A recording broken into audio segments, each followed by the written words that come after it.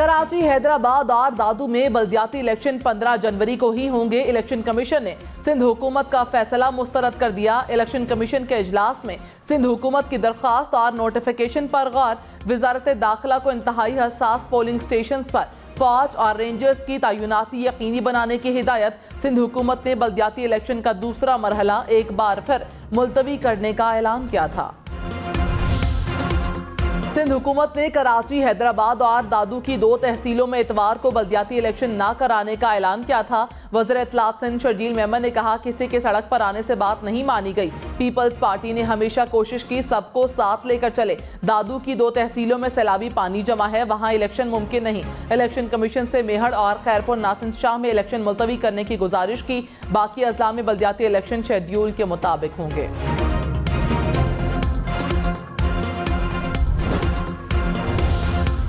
तहरीक इंसाफ और जमात इस्लामी का election commission के फैसले का खैर मकदम। जमात इस्लामी ने एहतजाज की धमकी वापस ले ली। अमीर जमात इस्लामी कराची हाफिज नईम ने कहा, इलेक्शन कमीशन ने अपना किरदार अदा कर दिया। कारकुनों से कहा है कि इलेक्शन की तैयारी करें। पीपल्स पार्टी और MQM बल्दियाती इलेक्शन से भाग रही है। इलेक्शन कमीशन के सामने ऐलान करदा एहतजाज को मुलतवी कर दिया।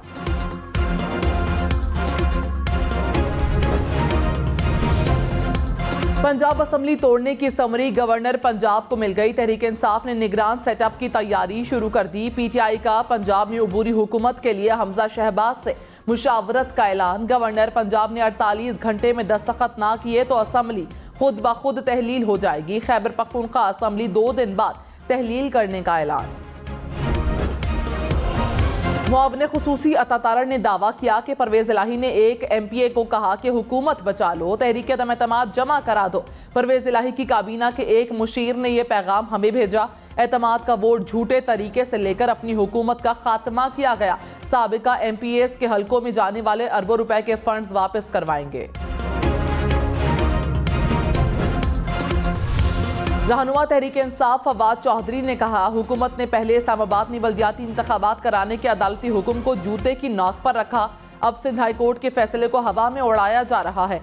नई पार्टी ने पहली प्रेस कॉन्फ्रेंस में ही अदालतों को धमकी दी, अगर अदालतों के आईनी अहकामात की हैसियत ना रही तो फिर अनारकी ही होगी।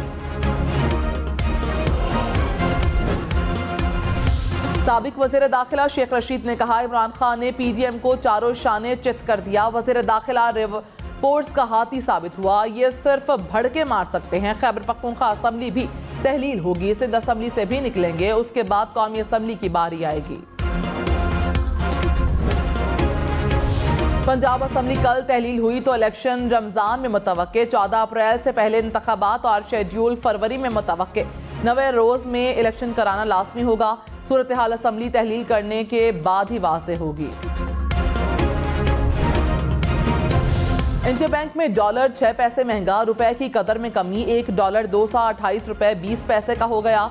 पाकिस्तान स्टॉक मार्केट में मंदी, 100 इंडेक्स में 250 से ज्यादा पॉइंट्स की कमी।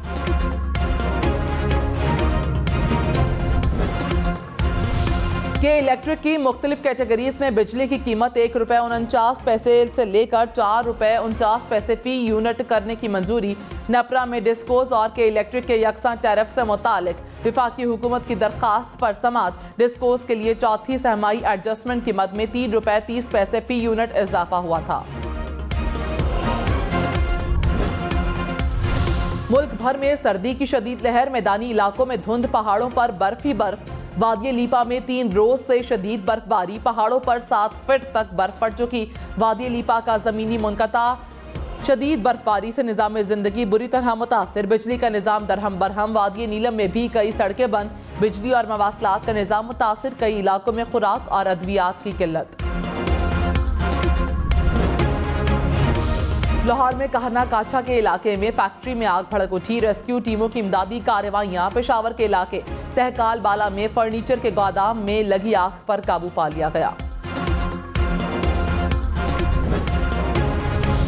कराची में पाकिस्तान की पहली इलेक्ट्रिक बस सर्विस का आज से आगाज। वज़ीर इत्तलात सिंध शर्जील मेमन ने कहा, बस सर्विस टांक चौक मलीर कैंट से क्लॉक टावर खयाबान इत्तेहाद के जरिए सी व्यू डिफेंस तक होगी। एयरपोर्ट के मुसाफिर भी इलेक्ट्रिक बस सर्विस से फायदा उठा सकेंगे। DG ranger Sindh major general Azhar Waqas का federation of Pakistan chambers of commerce का दौरा, FECCI के आला ओहदेदारान और मेंबरान से मुलाकात की। डीजी रेंजर्स ने कहा, ताजिर बिरादरी मुल्क की मईशत में रीढ़ की हड्डी की हैसियत रखती है, ताजिर मुआशी इस्तेहकाम के लिए किरदार अदा करें।